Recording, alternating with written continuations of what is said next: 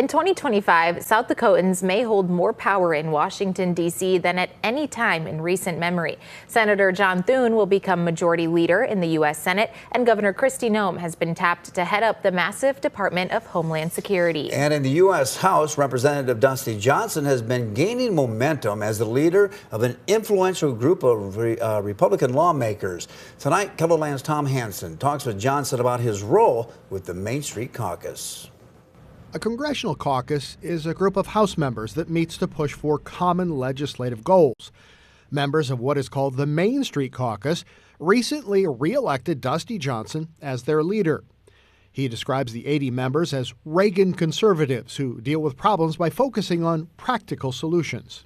Have an opportunity to go forward and do good things for America.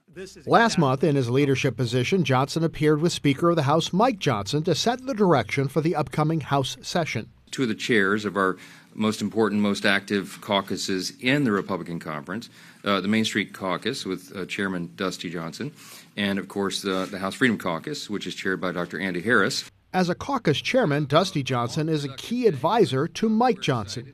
I meet with him a couple of times every single week.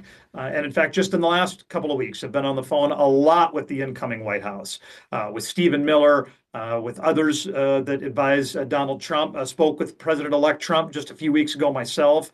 Like Thune, Johnson says his role gives him a chance to make sure the South Dakota perspective is heard in Washington, D.C.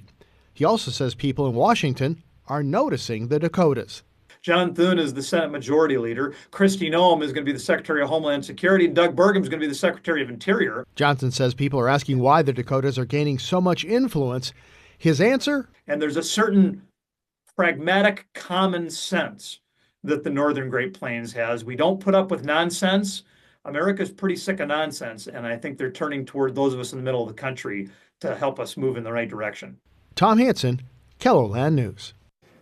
Johnson has led the Main Street Caucus since 2022.